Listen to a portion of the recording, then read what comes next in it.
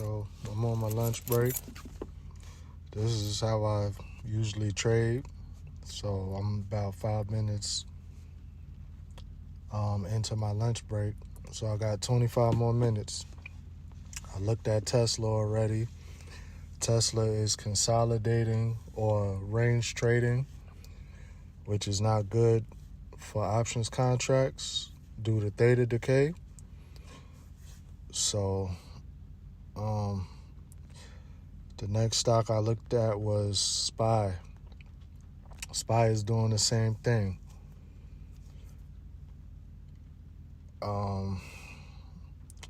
Then I looked at QQQ. QQQ is range trading also, but if you look at my indicator down toward the bottom, the MACD, the blue line is the trigger line, and the orange line is like a steady line. So it's kind of hard to explain it, but like I'm waiting for the blue line to cross over that orange line, and then I'm gonna go for a put. Or if I get a close, like close to $600, maybe a little bit more, $600.75, or even if you look at, you got the first big green candle after the shaded box.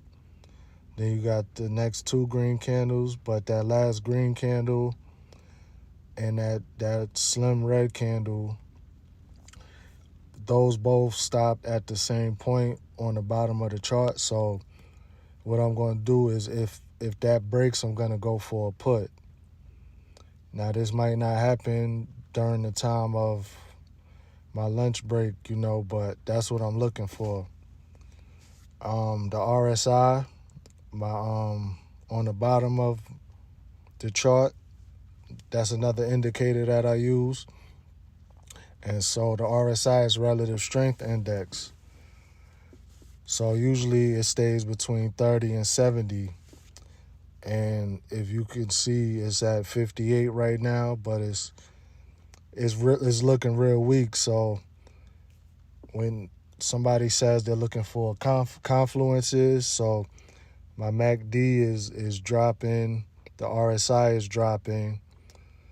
So that's two confluences. Now I'm just waiting to see if we break below the bottom of those two candles I told you about.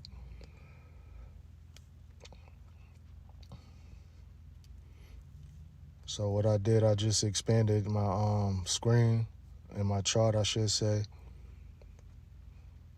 Now they're not like perfectly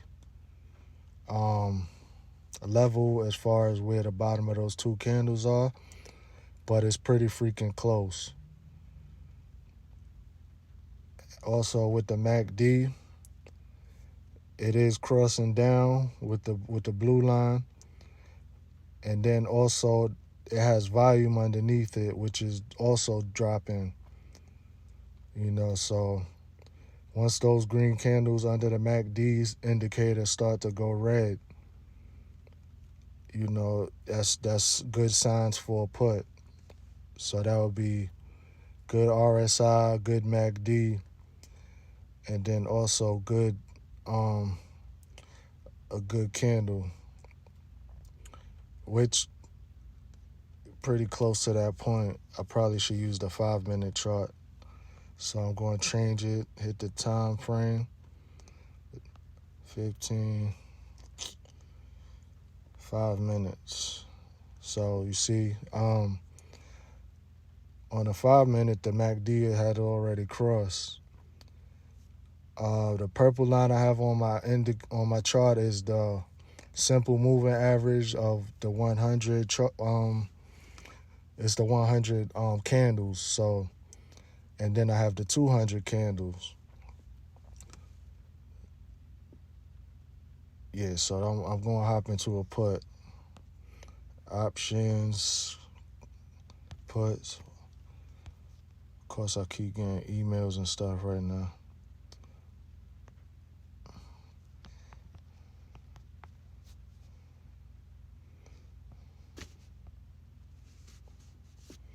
So now I'm in the put.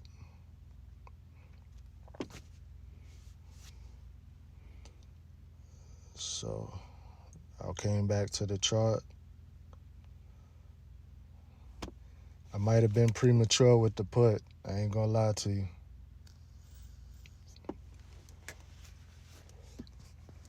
But I'm guessing it's gonna drop down back towards the 100 moving average. On a 15-minute chart, it's at 597, but we played on a 5-minute chart, so it's at 603 cents. Now,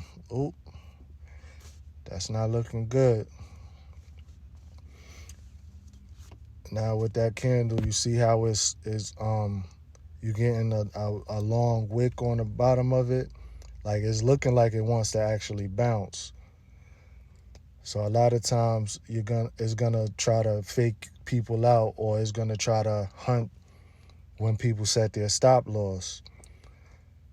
Yeah, baby. So let's see how we looking so far. I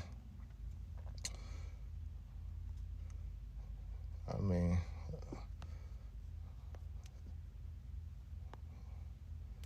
so far we up 13%.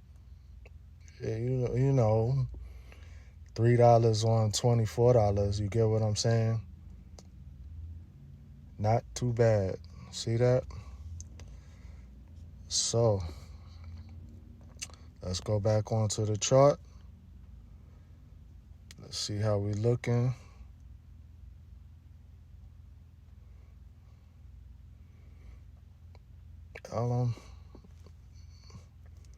Not a bad play if you ask me.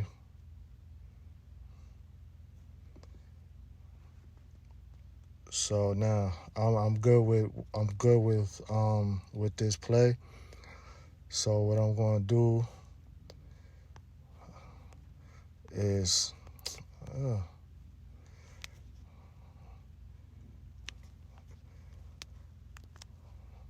I always take my screenshot. I go to sell or close. I could sell it right now for whatever I want to sell it for, or set an order. I'm going to do a take profit stop loss. So the stop loss is if it drops back down to that price, that's what I want to sell it for. And take profit is going to be where I want my order to work at. So the stop loss, I had set it at 28, which will give me a $5 gain. And my take profit, I put it at 35. It might be a little bit too high of a take profit, you know. So, I just hit my stop loss. So you know, I made a win. I'm good with that. Now, if you wanna go back and check today's field. So that was my take profit and stop loss that I had. And it's the stop loss hit, so I'm good. That's the only thing with that, you see, because it faked me out. Now let's see how much that same option is right now. It kicked me out, and that same option is still at 30. It's at 30 now. You get what I'm saying? So it's never a easy this or that type of situation. If you set a stop loss, it might not trigger, or it just might trigger. But a lot of times the price action is gonna go up and down, up and down.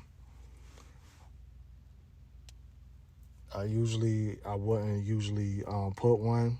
You see now the price is rising again on that 598 put, and I would have got paid my 35 like I wanted. But it's all good, you know. Things happen.